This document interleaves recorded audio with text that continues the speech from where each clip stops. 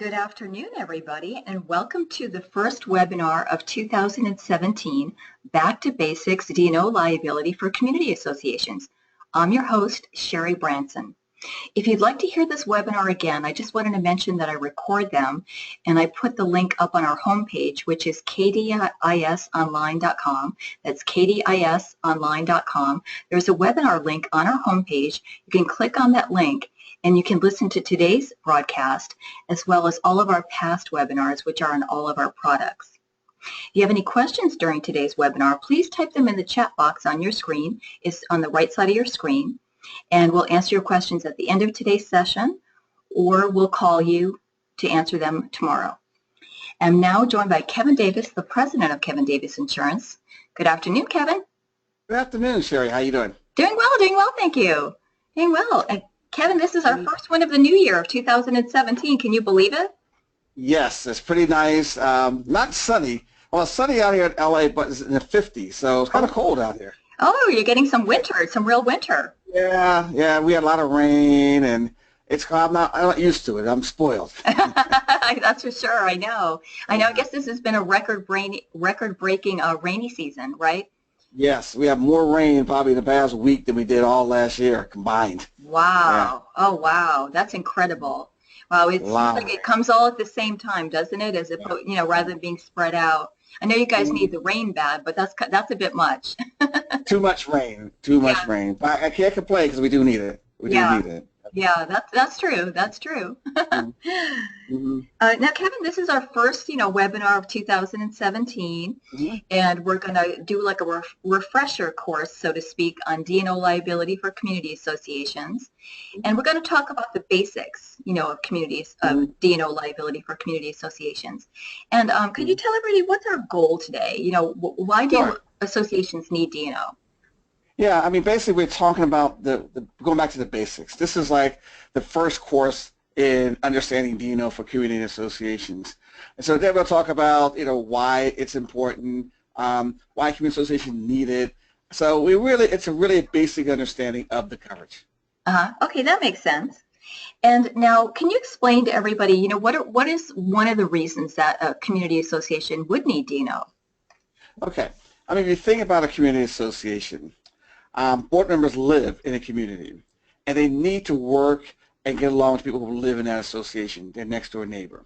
The problem is it doesn't happen all the time, and as a result, boards are sued. No, so let's go for an example. Sherry, you live in a homeowner association, right? Yes. Okay. And we've always talked about your dog that you have there. His name is? Shadow, my beautiful golden retriever, Shadow. Exactly. Exactly. We've talked about him quite a bit. And the problem is, today currently, as we've talked about, is that your document says that you can only have a dog that's less than 20 pounds, right? Yes, that's true. Yeah, I read them 5 years ago, Kevin. Not recently, but 5 years ago. I know. Most people don't even read them at all. But it's pretty clear that your document says it's 20. Now, Shadow's now in his, 30-something pounds, right? Yes. Shadow has a healthy appetite, and Shadow likes to eat. Yes. Now, this is the problem. Now, I am now your board president. So right in the middle of Celebrity Apprentice, I knock on your door, and I say, Sherry, your dog is 20 pounds. It's more than 20 pounds, so you're no longer in compliance with the documents. You have to get rid of your dog. Oh, yeah, that would not make me happy, especially in the middle of Celebrity Apprentice. Yeah, exactly. I know. So what you do now is to complain. You complain to the board. And you complain to me. Now, I don't care. I mean, I have the documents in my hand and it says, look, I understand your situation. Too bad you have 30 days to get rid of your dog. Oh, wow. So, okay. So now, what do you do about it? Well, I'd be very upset, if you told me I had 30 days to get rid of my dog. And the other thing I just wanted to mention is I have bought a treadmill for my dog. So my dog's been getting a little bit of exercise. So, she's on a little bit of a diet. But I would probably send a letter to the board, saying that they were picking on me unfairly because there are some other larger dogs in the neighborhood. There's a Great Dane and there's a Labrador. Maybe they haven't seen those dogs. I'm not sure what the situation is, but I would feel kind of like they're picking on me for my dog. And that's what it is. Once you said the right words, you'll send a letter to the board. When you send that letter to the board and saying, stop picking on me, that is a claim. I demand you stop picking on me. I Okay. demand, it's a demand letter, that is a claim under a D&O policy. And what happens is the board of directors now put their D&O carrier notice, and the policy protects the board members from those kind of claims. It protects you or me as a board member against you as a unit owner. It also protects as other board members who want to sue, renters, contractors, management companies, anybody who doesn't like the decision the board has made and files a claim. And what D&O actually does, it funds the defense and pays settlement. Okay. Okay. So basically these claims can come from anywhere, Kevin, like you're saying, the contractors, management, renters, etc. So it sounds like community associations have very unique exposures. Mm-hmm. Yeah, that's right. When you look at a community association, claims are emotionally based, not the result of financial loss, not the result of damages. Okay. So when we talk about claims for fiduciary contract, there are claims driven by emotions, and no financial loss is alleged. Now, for example, we as a board president, I say you have to get rid of your dog, right? Now, you're not asking for any monetary damage. All you want is what? I just want to keep my dog. Exactly. And that's the difference between D&O for community associations and D&O for anybody else. As a person who lives in a condominium, okay, I, as a board member, goes to you and say, guess what? You have vertical blinds in your unit, and it should be horizontal blinds. You're parking your car in visitors parking, and you shouldn't park your car in visitors parking. Those are the things that get you upset because who are they? Who am I to tell you those kind of things? Mm-hmm. Yeah. And so as a result, what you do is you go to the board of directors and say, I believe your rules are unreasonable. I believe your rules are enforceable. However, there are no damages involved. Okay. So what you're saying, Kevin, is there are two different types of claims. There's non-money claims and money claims. Exactly. And we talk about D&O policies. Most D&O policies are designed to have some kind of economic loss. In fact, if you read the policy, it only pays for damages as a result of a claim. Okay. There are no damages. There are no coverage. No coverage. Okay. And speaking of different types of policies, Kevin, are there different types of D&O insurance available? Sure. There's no such thing as a standard D&O contract. They generally fall into two categories. There's the bundle or the package D&O policy, like you get from a State Farm or Farmers or these small regional carriers that's out there. They're usually added by an endorsement to the property and liability policy, and it's usually at a lower cost, and coverage is very restrictive. Okay. Now, the key difference here in all those policies is that, again, a claim has to be for damages in order for coverage to apply. If no damages, then no coverage. Okay, so when you say it has to be for damages with these types of policies, these package policies, which are more endorsements than anything, so my dog claim, complaining about being able to keep my dog, that wouldn't be covered under that type of a policy, right, Kevin? Exactly. As soon as you ask for a court to determine do you have the right to keep your dog or not, that is not for money. It's a non-monetary loss. So when you look at your policy, especially the package policies, they exclude those kind of claims. Now, when we look at the standalone D&O policy, the standalone policy is a lot better. However, only a standalone policy designed for community associations you should have. A standalone designed for community association extends coverage to volunteers, committee members, the community association manager, and employees. Okay, so they're custom designed for all the different exposures that a community association faces. Exactly. When you talk about a standard D&O contract not designed for it, you're talking about the named insured is different. You're not covering the key people. And you have exclusions in there that may come in handy somewhere along the line. So you want to stay away from the package D&O policy. You want to stay away from policies that's not designed for community associations, and spend the time and energy to buy a policy designed for community associations. Absolutely. That makes a lot of sense.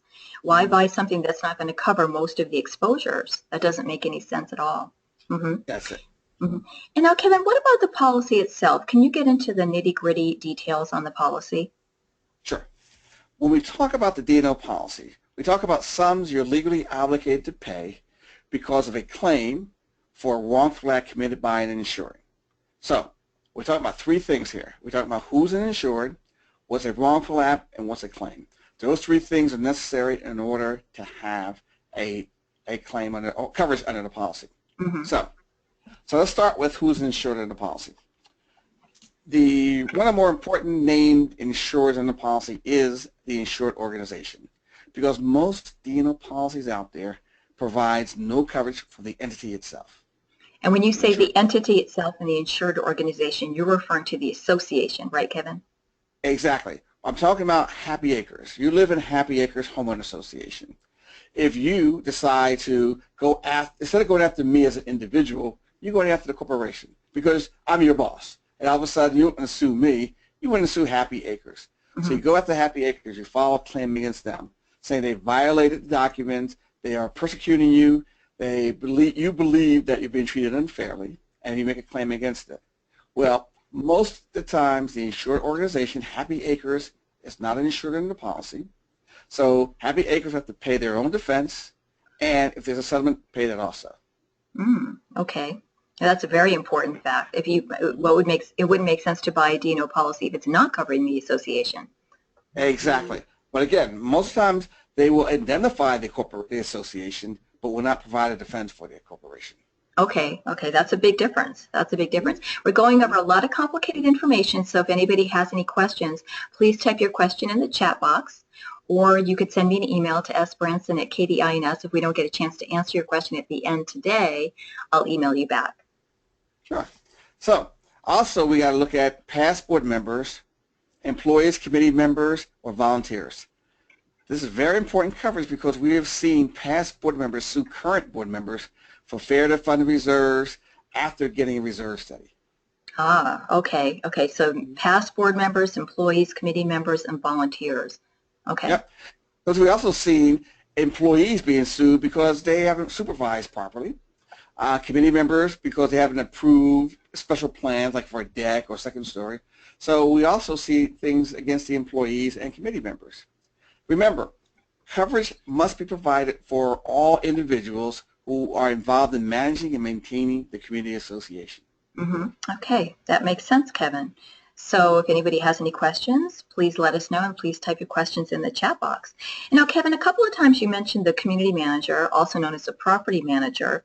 What do you want to tell people about the property manager? What is their role in this whole situation? Sure.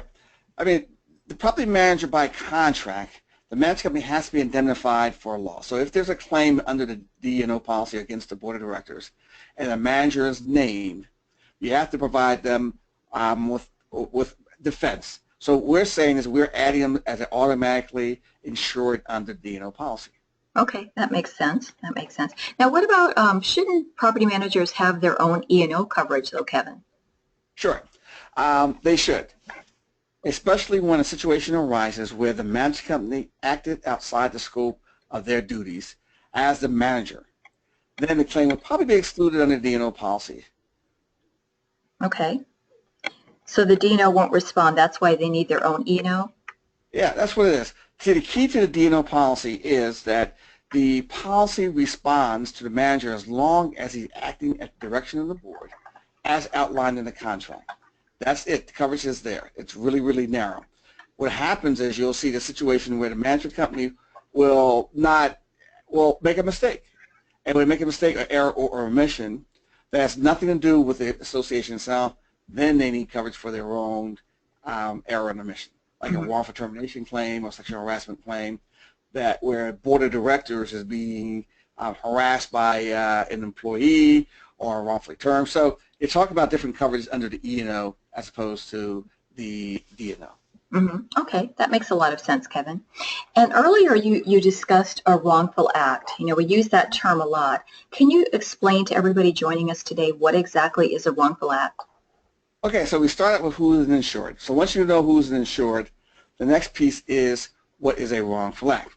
So what we're saying is that a wrongful act is any act the insured be held legally liable for. Now, we're talking about things like conflict of interest, failure to abide by the governing documents is what you did with your dog, failure to handle proper elections, failure to enforce the rules, failure to properly manage the association financials. These are all wrongful acts that community association face that the policy will respond to. Okay, so it's quite a broad area, Kevin. Yeah, and the key word there is any act. When we talk about a wrongful act, means any act out there. Mm-hmm. So once you understand this any act, you realize what a broad contract the D&O policy is. It also includes things like personal injury and publisher's liability and wrongful employment practices. So if you happen to live in a community association that has any employees, you're talking about having that very special coverage for wrongful termination, sexual harassment, and discrimination. These claims are very expensive and usually excluded by most policies. That's interesting. So they're usually excluded. That's not good. And Kevin, the thing that comes to mind is, board members and property managers are not HR professionals. You know what I mean? Exactly. So they're making these decisions, hiring, firing, et cetera, based upon, without really the professional background to do it. Yeah. And that's why it's important that if you have employees in the association, you have to make sure your D&O extends the employment practices. Mm-hmm. Employment practices, very important. Okay, great. And now, Kevin, when we discuss, you mentioned claim. Can you define claim for everybody? Sure. All right. This is the key thing, because we talk about a claim, and we've been saying it, for the past 15 minutes, is that a claim is a written demand. So once you send that letter to the board of directors saying, I demand you stop harassing me because I'm being treated unfairly, it's a written demand for monetary or non-monetary relief. So that's the important thing. You send a written demand for non-monetary relief. Right. I just want to keep my dog, my chubby dog, my chubby dog. Chubby dog. Yes, that you're in denial about. That's right. I don't think she's chubby at all. So non-monetary damages claims have been the #1 source of claim for us as long as I can remember. Fighting over your pet there, or your parking spaces, or where to hang a flag out, or have vertical or horizontal blinds, these are all situations where I'm emotionally charged, and I want the board of directors to recognize I have the right to do these things. Okay, that makes sense. And what about criminal proceedings, Kevin? Okay, the criminal proceedings is something unique because they're also part of the definition of claim. When we talk about criminal proceedings, we had a situation a couple of years ago where a board member was indicted for receiving kickbacks and bribes from unit owners. So yes, our policy will provide a defense until it's determined they actually received them, and then coverage ceases at that point. Okay, that makes sense. And now, insuring agreement, can you explain to everybody what you mean that D&O insurance is a claims-made and reported policy? Okay. All right. Now, the D&O policy is important to understand that it is a claims-made policy. That means the claim has to be made and reported during the policy period. The #1 reason that we get coverage is denied because of late reporting of a claim, not understanding it is a claims-made policy. We'll have the situation that you just had with your dog. Okay, the board of members have a choice. Once you send that letter in and say, I demand you stop harassing me, which is a claim. Now, what happens is that most board members will get that letter and go, it's Sherry again, I can't believe it, toss it in the trash. Or give the property manager, and they say, oh, it's Sherry again, let's dump it in the trash. Okay? That complainer. Or the lawyer or whoever gets it can say, guess what, it's Sherry again, let's just dump it in. Now, what we do is say, do not ignore it. Okay? Eventually, it becomes a lawsuit. And once it becomes a lawsuit, it's too late, and now it's denied for late reporting of a claim. Oh, okay. The D&O is a claims made and reported policy. That means it has to be made and reported during the policy period. Okay. Okay, that makes sense. So don't sit on that letter, Kevin. If anybody sends you a letter making a complaint, no matter what it is, about the pool hours, about a dog, about somebody making noise in their house, a loud house or something, just don't sit on it. Yes, because By being a claims-made reported policy, if the claim is made during the policy period and reported at another policy period, you're talking about a potential problem. Absolutely. Okay. And now prior acts coverage, can you explain exactly what that is, Kevin? Oh, sure. Prior acts coverage is really important because when we talk about prior acts coverage, we're talking about providing coverage for people for the wrongful act itself that occurred prior to the effective date of the policy. Okay. Okay. Okay, that makes sense. And now I know that, termination of contracts can be a problem as well with landscapers and things like that. That's true. Breach of contract happens to be one of the really, really tough situations out there. So it really creates a problem for us. Yes. And now, Kevin, I know that, we're in 2017. We're in a new year. So we're going to talk about claim trends that are happening in the industry, in the community association industry. Are you seeing any trends, Kevin? Okay. This is I love putting this little chart together. This is my favorite. Every year we got to look at the chart and see what's going on out there in terms of trends. Where are our claims coming from? Who's suing us and why they're suing us? Nothing's changed in the past couple of years. 64% of all our claims come from 3 areas: breach of fiduciary duty, violation of CC&Rs, and breach of contract. Those are our top claims. Now, we're also seeing claims from employment practices, which I mentioned earlier, and non-employment discrimination. Oh, non-employment discrimination. Okay, that's interesting. We talked about employee discrimination. Okay. And now breach of fiduciary duty is the first one that you mentioned. Can you give us an example of that and explain what it is? Yeah. All right, the most common type is number one is a breach of fiduciary duty. The board has a fiduciary responsibility to act in the association's best interest. When they fail to act in this way, they're being sued for breach of fiduciary duty. For example, the board of directors decide that a special assessment is necessary to repair the roofs. The unit owners disagree because they believe me as the board president is using my own personal roofing company to repair the roofs. Oh, okay. A little conflict of interest there. Exactly. Self-dealing conflict of interest. So I breach my fiduciary duty when I say, guess what, I can get you a great deal on the roof because I own the roofing company. Because I own the company, exactly. Yes, exactly. Okay, so that person, so you wouldn't be acting in the best interest of the association, so you're breaching your fiduciary duty. Yeah, I'm being sued for breaching my fiduciary duty because again, I'm just being sued. I may have the best deal, I may have the best roofing company out there, but I really have to be able to do things a better way. You can't just do certain things because I'm the president and I want to use my own company. So, breach of fiduciary duty is number one. Okay. Number two is violation of the CC&Rs, the covenant conditions and restrictions. Now, that is what happened to you. You were in violation of CC&R because you had your fat dog in there. And you refuse to get rid of your fat dog. So, yeah, I know you want the treadmill and everything like that, but hey, I have a treadmill for 5 years. I haven't lost a pound. I'm being hopeful. I'm being optimistic. Yes, I think she'll lose the weight. So once you're in violation of CC&Rs, though,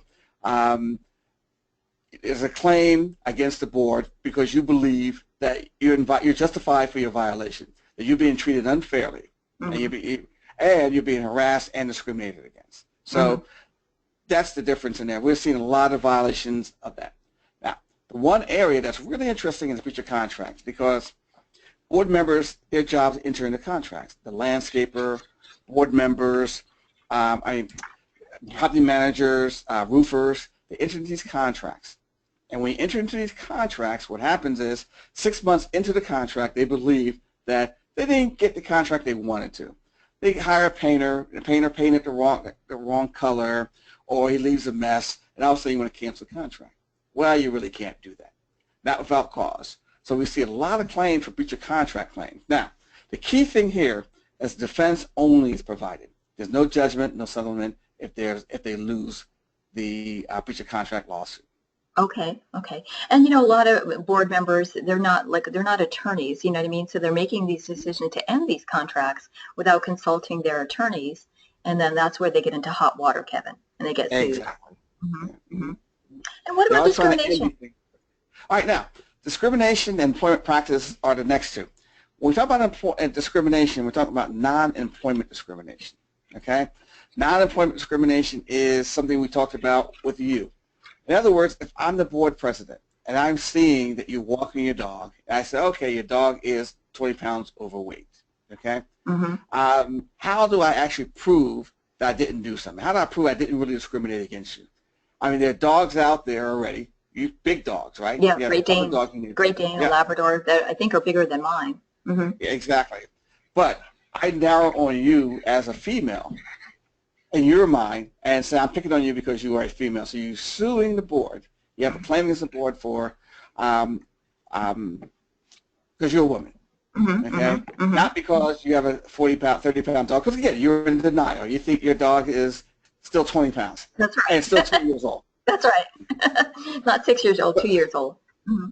So what happens is right now, when you talk about discrimination, it is easy to do that because in discrimination kind of claims, they are, it's hard to prove that you didn't discriminate. That makes sense. That makes sense. It gets complicated. Yes, yes. Then rounding out the top 5 is employment practices liability. Okay? Those are, wrongful termination, discrimination, and sexual harassment. Okay. And can you give us an example, Kevin? Oh, sure. We had a situation where an association was terminated, a association employee. He had the job to maintain the front gate of the association. And this is a job he had for like 30 years, and this guy was really popular and loved by the community. Well, a new board gets elected and fires the employee and hires this young, good-looking individual that makes everybody feel safe in the community. Well, as you know what happened, the former employee then sues the new board for age discrimination. It costs about $50,000 in defense and in damages. Oh, wow. So that's an expensive claim. And like we talked about earlier, they're not HR professionals, so they could decide to just fire somebody and not realize they're going to get sued. That's right. You know, Kevin, when people are shopping for a D&O policy for community associations, there are exclusions in every insurance policy out there. What are the standard policy exclusions that are found in most D&O policies? Okay. This is important because, again, a D&O is a wrongful act policy. That means any act. So the exclusions are very, very important. The main one there is bodily injury and property damage. This is the primary exclusion under the D&O. And the reason why is because there's a confusion out there between what is a GL claim and what is a D&O claim. If you're suing the board for a breach of fiduciary duty because you have a leaky roof or there's damage to the common area, and you're suing the board for breach of fiduciary duty, it is not a D&O claim, it is a GL claim. Okay. But they said breach of fiduciary duty doesn't mean it's automatically a D&O claim. Okay, that makes sense. Because most D&O contracts out there have an absolute BIPD exclusion, which makes the coverage very, very restrictive. Okay. So that would be a gap in coverage, right, Kevin? It could be a gap in coverage because you can have a situation where the GL can say, wait a minute, the roof is leaking, but we don't know how long the roof's been leaking. We don't know if there's an occurrence or not. So the board itself could have breached their fiduciary duty. It could be a D&O claim, but a D&O has an absolute bodily injury property damage exclusion. So you have situations where there could be a gap in the coverage because of a situation like that. Okay, that makes sense. So now, other exclusions we have are dishonesty, fraud, willful violation of the law. Now, these are defended until the courts come back and say, guess what? You were willfully violating. You did commit a dishonest act, so it's no longer coverage. Okay, so if somebody knows that they're violating something, there's no coverage. Exactly. And then also gaining a profit or advantage not legally entitled to. Now, that's a situation where we see where the board of directors say, guess what? We've been on the board for a whole year or for 2 years or 3 years. We should have the right to take a vacation or treat ourselves to a special evening. Now, if they do that and they get sued for it, well, there's probably no coverage because, again, they're gaining a profit or advantage that they're not legally entitled to. They're treating themselves because they are volunteers, so maybe they think, oh, we deserve a nice dinner out. Exactly. So now the other coverages like pollution and ERISA are covered by other policies. Construction defect is there because one of the big problems for community associations out there is construction defect claims. So we will make sure we have no part of it. And then the last one there is any known fact, circumstance, or event that may give rise to a claim always exclude those. So if you have any knowledge, that's on the application itself. And when you check that application, when you're writing a new policy or you want to get a new quote, you check that box and make sure there's nothing out there that may give rise to a claim. Okay. So when you're filling, I just want to remind everybody, when you're filling out the application or your customer's filling out the application, just make sure that they're aware of that. And now, Kevin, are there additional policy exclusions in policies that people should be aware of? Yeah. Now, these are the key ones that you should never see. Number one, and we talked about it, you should not see a non-monetary damage claims exclusion. You will see it in some of the policies. Make sure it's not there. It's not there. You should have no exclusion for noise. So now, if you look at the definition of pollutant in the policy, noise is considered a pollutant, and as a result, claims are being denied for noise. Okay, and noise could be anything from, loud music, Kevin, to an elevator or even hardwood floors, right? I know hardwood floors caused a lot of noise claims at one point. Exactly. And you want to make sure that your policy picks up noise. Because again, it's one of those sneaky things where you read that endorsement, you read the definition of pollutant, and guess what? The word noise is in there, and there's no coverage. So be careful about that. Absolutely. Okay. And so you also have the American Disabilities Act, ADA, and the Fair Housing Act for non-employment discrimination claims. So they may pick up employment discrimination, but non-employment discrimination may be excluded under the D&O policy or their package policy or whatever. So you want to make sure that you have that coverage because, again, going back to your dog situation, you can say that you're being harassed, you're being discriminated against because you're a female, and I'm picking on you because there are larger dogs in your community than yours. Absolutely. Okay, that's non-employment discrimination. Okay. Yeah. And then insured versus insured.